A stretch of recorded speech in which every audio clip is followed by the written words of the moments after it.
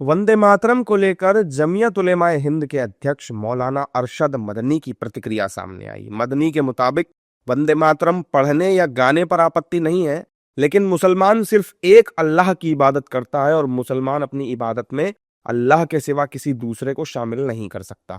वंदे मातरम का अनुवाद शिर्क से संबंधित मान्यताओं पर आधारित है। इसके 4 श्लोकों में देश को देवता मानकर दुर्गा माता से उसकी तुलना की गई है और पूजा के शब्दों का प्रयोग किया गया है। साथ ही वंदे मातरम का अर्थ मां मैं तेरी पूजा करता हूं यही है, इसलिए वो वंदे मातरम नहीं गा सकते। मदनी के इस बयान के बाद बीजेपी उन पर हमलावर हो गई और उनकी इस भाषा को मुस्लिम लीग की भाषा बता रही है। आपको जो है वो इस तरह के जो है वो सांप्रदायिक साजिशी संक्रमणी सोच से बाहर निकलना होगा। आप जब तक इस तरह की साजिशी संक्रमणी सोच के साथ साथ जहरीले जिहादी जुनून में और गुरूर और सुरूर में चकनाचूर रहेंगे, तब तक आपकी भाषा इसी तरह की रहेगी। ये भाषा जो है वो शुद्ध रूप से मुस्लिम लीग की भाषा है। मुस्लिम लीग की जो वो भाषा है जिस भाषा ने कि देश को तोड़ने की कोशिश की थी। आज जो है वो देश बदल चुका है। आज जो है वो इस तरह की भाषा को जो है वो कोई न सुनने वाला है, न कोई जो है वो स्वीकार करने वाला है। मदनी हो या गजनी हो, ये पाकिस्तान नहीं है, ये बांग्लादेश नहीं है जहां इस्लामिक कानून चलता हो।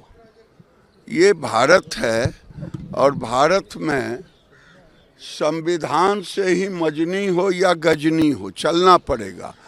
जो ना मानेगा तो कानून अपना काम करेगा। लेकिन मर जाने की बात करें तो अब वो कोई फांसी लगा ले तो हम क्या करें? वंदे मातरम से एतराज क्यों बोला कि नहीं? वंदे मातरम से एतराज उसी को होगा जो भारत के संविधान को नहीं मानने वाले लोग होंगे। ऐसा है कि ये उनके जो बोल हैं, उनके जो विचार हैं, उससे पूरा देश वाकिफ है। क्या अल्लाह जिहाद करना सिखाता है अपने लोगों के खिलाफ? क्या अल्लाह कहता है कि अल फजर यूनिवर्सिटी जिसमें से टेररिस्ट निकले हैं उसको समर्थन दो? अल्लाह के पीछे छिप के अपनी शैतानी मानसिकता दिखाने का तो ठेका ले रखा है मदनी जी ने।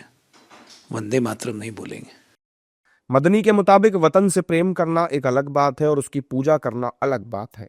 दरअसल पिछले दिनों से देश भर में वंदे मातरम को लेकर बहस चल रही है। यहाँ तक कि संसद में भी वंदे मातरम पर चर्चा हुई। वंदे मातरम के 150 साल इसी महीने पूरे हो रहे हैं, जिसकी वजह से पक्ष और विपक्ष के बीच में इस मुद्दे पर बहस देखी जा रही है।